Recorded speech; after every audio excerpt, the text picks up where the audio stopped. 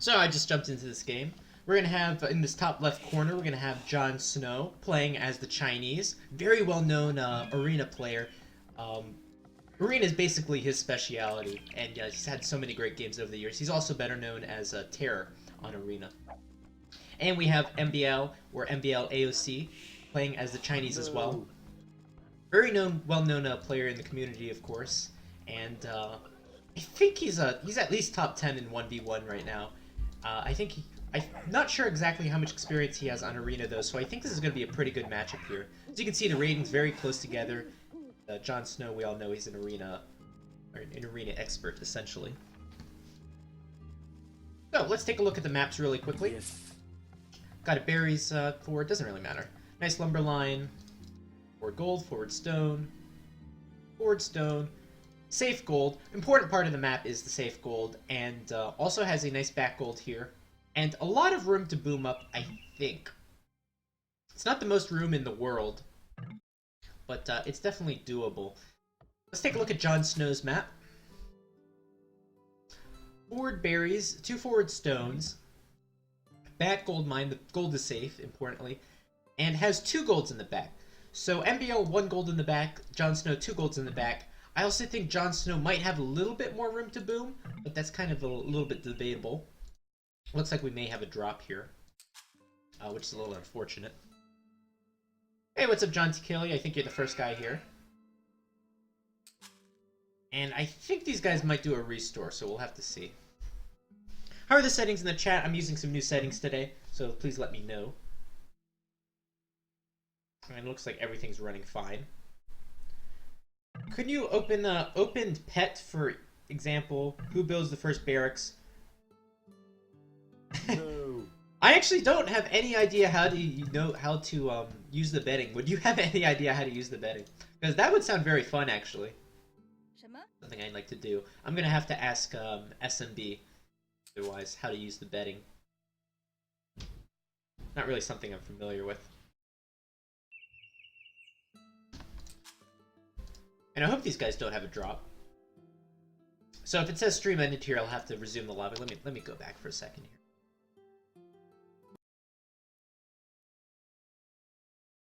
Wrong one, wrong. No, this is my lobby.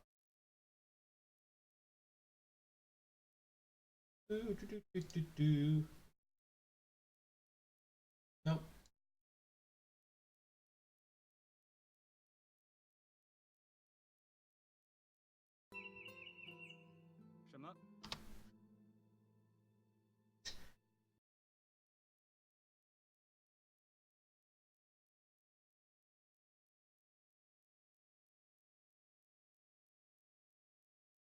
Inside, but where is this lobby? As you guys can see, I'm still pretty much a noob on Voobly. Oh, here it is. Okay.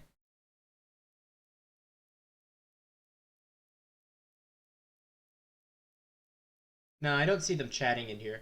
Just spectators confused at what's going on too. I'm confused as well. So we're just gonna wait here.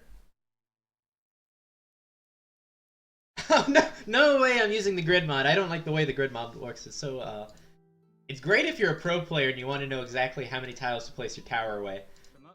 I never liked the look of it. In fact, if it was up to me, like if I was casting for myself, I'd even have the large trees because I like the way they look. But I know nobody else likes that. No pun intended.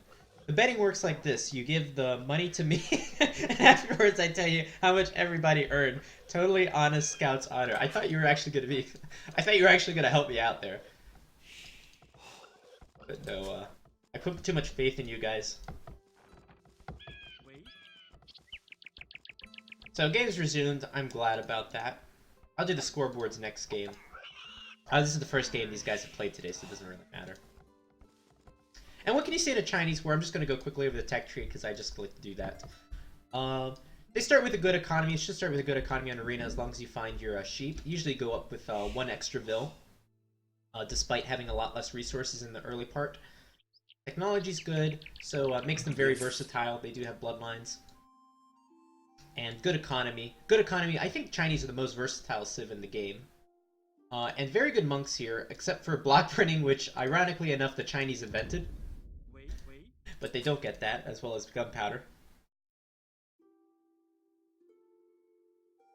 Start the game already. So yeah, I think the monk pushes are very strong for Chinese. Jonsnow, I wouldn't be surprised to see him go for one of these. But at the same time, the Chinese also have a very good boom. So we could see that going. Chukunu, they're a little bit expensive to upgrade, but a very powerful unit. Sometimes we'll see the Chinese go into Cavalier though, because Cavalier is much easier to transition into than Chukunu. And I love this lumber camp. It's right in the nook there. Perfect saturation. I can't tell you how much I love this lumber camp. And these are the kind of things you have to comment on in Arena as you're getting the early game started. There's nothing else to say. Oh my god, so many villagers in the berries now. Not a noob. 2 villagers on gold here. All that means is that we're not going to see like a super heavy boom build. Sometimes you see players go over to stone and then sell the stone. This gives you a little more versatility, and you can go from a monk rush if you want it. Or defend yourself a little easier, since you're already taking gold. And we see that from both players here. Stone early for MBL. What is this for? Is he going to sell the stone? Why would you go into stone? You could say maybe this is a castle drop, or maybe a tower rush, if he wants to go right in the corner here. But there's no forward gold here, so there's no reason to do that. And he's not going forward with villagers. Could either be a castle drop here, or he really wants the stone for an extra town center. Because I don't think that common with Chinese, though. Not like it is with Persians. 28 pop up from MBL. That's actually a little bit later than players usually go up on Arena, I think. And Jonsnow, 28 pop as well. These guys shouldn't have any trouble getting to the next stage of 29 pop. 28 pop. 26 pop for Jonsnow. He has gotten Loom. And, well, of course you get Loom when you're playing as Chinese. My bad, guys. These guys are playing as Chinese, so obviously they're going to go up on a higher pop. Expert lumber camp commentary, well done. Yes, thank you guys. I do consider myself a pro at lumber and mining camp and mill positioning. It's one of those things I'm really good at. And it makes me feel superior to the players that are clearly much better than I am.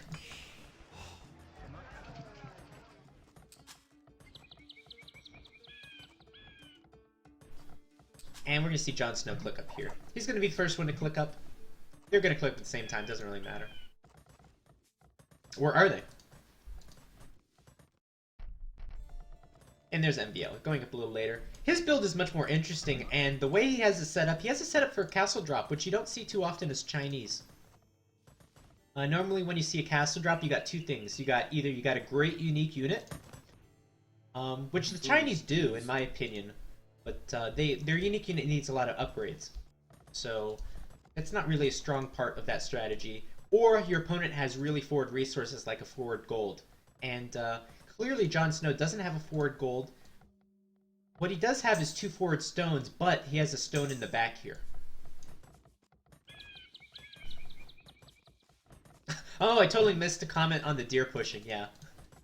Obviously I have to comment on every little tiny thing they do with their economy and Arena. Villagers going over the tree! Oh my god! Oh, and it just put the farm on the tree! This is a pretty important scout skirmish. It might not look like anything, but whoever wins this is definitely going to be an advantage here. 5 health left!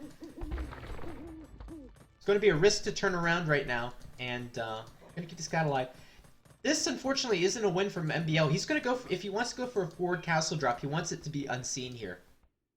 And the scout being alive here is going to put a damper in that strategy. And MBL right now, looks like he's going to go for 2 town centers, has the wood for 2 town centers. Doesn't have the stone for a castle yet. So this stone's going to delay his economy just a little bit if he does do that. Oh my god, what is happening? 2 villagers going forward right now for a monastery. He's going to do a monk rush, and then he's going to either sell the stone, or he's going to use it for a castle a little bit later on.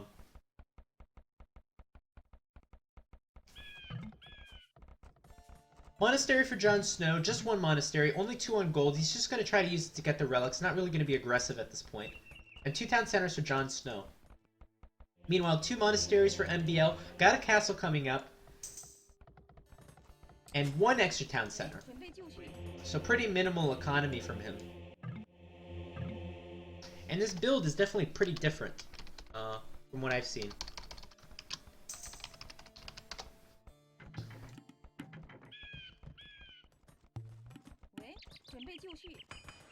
But hey, this is kind of why I love this game, to see a little bit different builds, see how these different builds are going to work out than I've seen in the past. Even at this level, goes to show you what kind of a great game this game is, that you can still see these variations in a build. There isn't just one best strategy. So we all know what Jonsnow is doing. He's going to boom up. We can keep an eye on the villager number here. He's going to pull ahead in villagers here shortly. The big question is, can MBO make the damage here? He's getting Atonement right away, so to convert enemy monks. Can he do the damage right away? Can he place his castle up? And can he kill Jonsnow before Jonsnow gets too far ahead in economy? And will Jonsnow scout here be able to take a monk? And that's not going to do him any good here. Monk needs to drop the relic. Get a conversion! Get a conversion! Get a conversion! This is a new scout, actually, or it was fully healed. I doubt MBL realized that. He kills his own scout! Pulled a Richard here.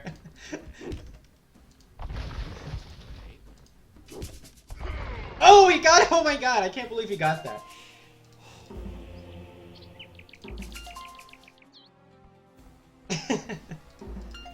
Funny thing is that scouts actually don't do bonus damage against monks with relics. Monks with relics are considered a completely different different unit than a monk.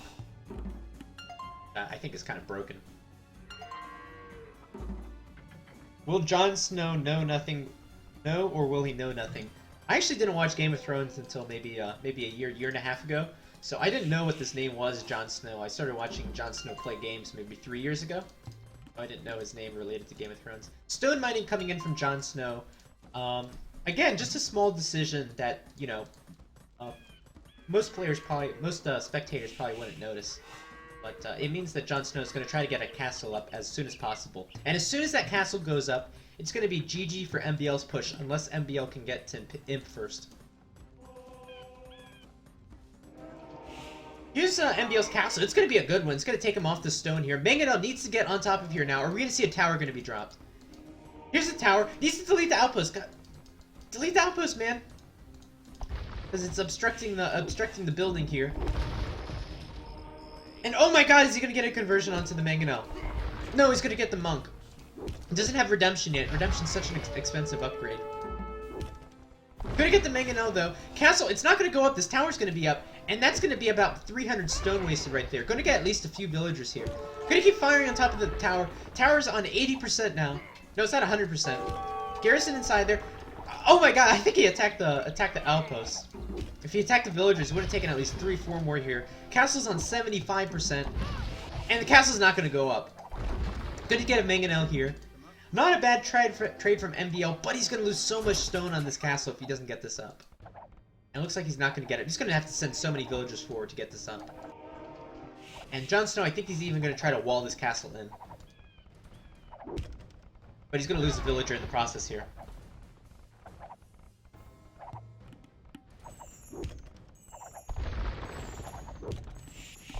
Oh, I know, Hightower, I think I corrected myself. I definitely said that, I said that he had a, that it looks like it's a new scout, but then I thought he healed it up. But yeah, it would be a big difference if he got a barracks and a stable. Obviously, he couldn't afford that off of a 3-town center boom right then. But I apologize if I didn't make that clear. So, 2 town centers from MBL. He's on 53 villas. The villager count is so surprisingly even at this point. I think Jonsnow's been investing so much into the siege and into the stone. Also, well, actually, he's lost a lot of villagers here. So that can help explain the difference here. So still pretty even game, I would say. And Jonsnow's going to lose a lot more villagers here. And Oh, I missed the technology. I think that was Redemption. Redemption's now done. That could be a game changer here. 1 mangonel left from MBL. MBL's gonna lose one of these villages here. He's got 1 villager forward. Sending more villagers forward. All he needs to do is take down this tower and then take down the castle. Jonsnow desperately needs to get a castle. If he gets a castle right here, that would be great for him. And handcart from Jonsnow. That's gonna pay off later in the game, but that's not gonna kick in for a while.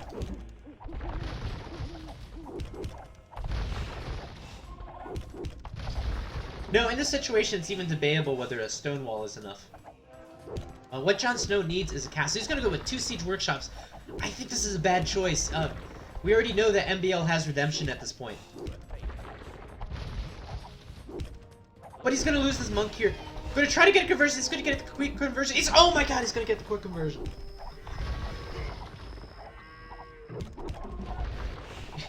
And just that little bit, monk randomness oftentimes makes or breaks the game here.